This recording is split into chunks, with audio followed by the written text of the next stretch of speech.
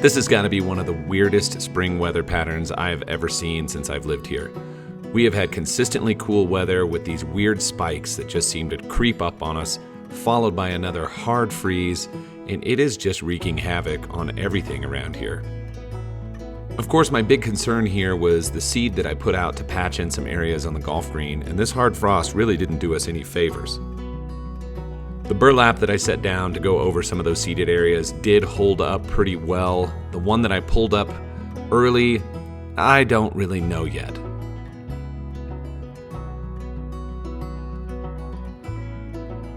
One thing is for certain though, the green did take a little bit of a punishment and the color was robbed out of it. So what do you do when you experience these setbacks? It's really easy to take it as a personal defeat, which really isn't the case at all. It's in times like this where it's just best to sort of sit back, relax, see what the damage is going to be, and then just change your game plan. And that's what I'm doing here. So let's go ahead and take a look at what's going on today, a few days after this frost.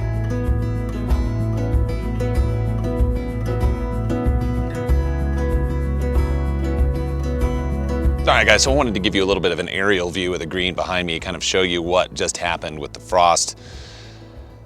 See if it's really going to be any sort of major setback, but I just kind of want to show you this. So check this out right here. This area right here is full of new growth everywhere in here. That is great. I'm going to say that about 40% of it browned out, and we'll go get a closer look here in a second. This, you can see the square where the burlap was, is seeded and just starting to come in. I think that one's going to be fine. This one did okay, but even you can see there's a little bit of brown just over here where it kind of zapped the color out and sort of hurt the new growth. All up in this region here where it was filling in, same kind of deal. In times like this, it's really easy to get frustrated, and I really try not to. Try to keep a happy attitude about the whole thing. But it isn't the end of the world, right? It's just grass. All that has happened here is that my goals and my time frame have been a little bit stunted. We had 3 days of hard frost. It got down into the teens, and it was just nasty. So everything took a bit of a growth hit, but that's okay. It's all gonna change again. Everything's going to warm up, and it's going to start growing and doing what it's supposed to. I guess the big thing here is that when you are working at something, just, to get it filled in, to get it where you want it, you set up sort of an artificial goal, or at least a goal in your own mind that might be beyond what's possible given your circumstances. That's what's happening here. So let's go get a little close up on these little seedlings and see what's going on. So here we are. It really isn't that bad. Definitely some stuff got knocked out.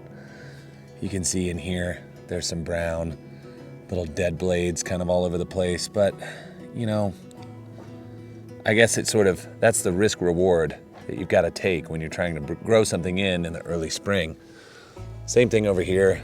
You can see some of it got torched, some of it's okay. So it did set some of this back. Not a crazy amount, but enough to be just a little bit discouraging. The thing about it though is this. This thing has come through leaps and bounds this year, and it's really nothing to be upset about. So take a look at this. This was the last video that I put out on the golf green last year, and you can see it was still in its grow-in phase.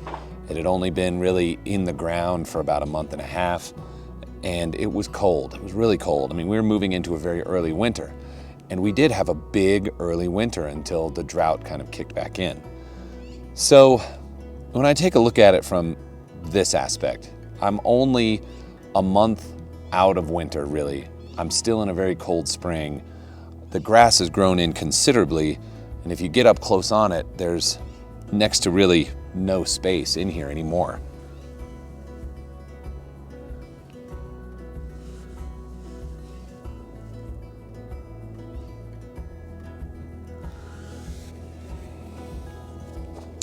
So what's the plan? Well, kind of nothing. I went ahead and fed this yesterday with green pop to give it a little bit of extra juice.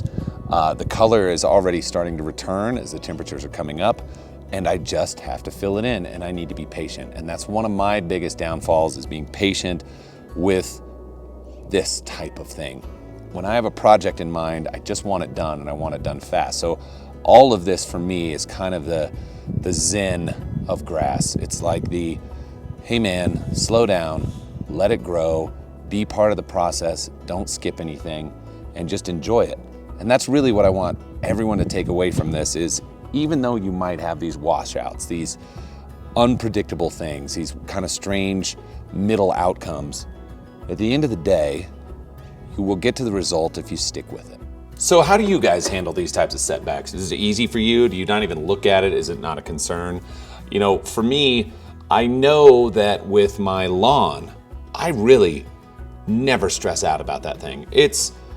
I kind of have this who cares attitude. I know what is ever going on with that thing. I can fix it, and I can fix it fast. That's fine. A real golf green is just a different animal. It just requires more time, more energy, and effort. And so it is a little bit easier to sort of get down on yourself when you feel like you're putting in all of this time and the result is just sort of creeping along. When in reality, it's moving along pretty fast. It just doesn't seem like it in the moment.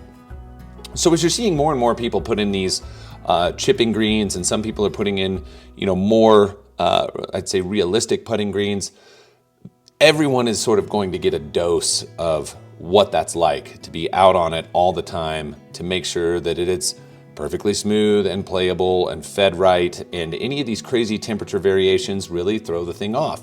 We have a full sand base, water goes right through it. The 3 days that I had the irrigation shut off, and mind you, I'm not watering it very much, I'm just sort of keeping the sand in just sort of this general moist condition as everything's growing in, it was bone dry 2 inches down. The sand was completely dry 2 inches down after 3 days of not getting anything and having this heavy frost for 3 nights in a row. So there is more going into it. The lawn itself is not really needing any water right now. It hasn't yet. It's easily going to cruise through into June 1st before I have to start it on any sort of irrigation program. The soil is holding very well. The polymers that are in there are holding the moisture very well. The grass is thriving. But again, sand-based green, totally different animal. And that's the thing that I've wanted to just sort of impart to everybody out there is, if you're going to try this, if you're going to do it, you can be very successful with it. You have to just be patient, and you have to deal with these setbacks. So hopefully some of you out there who are dealing with some of the weather and the issues like I've been dealing with this year can have a little bit of inspiration and not really worry. It's all going to come back. Stick with your program. Keep going, let it grow, let it fill, and just be part of the process. That's it. I'll talk to you guys real soon. See ya.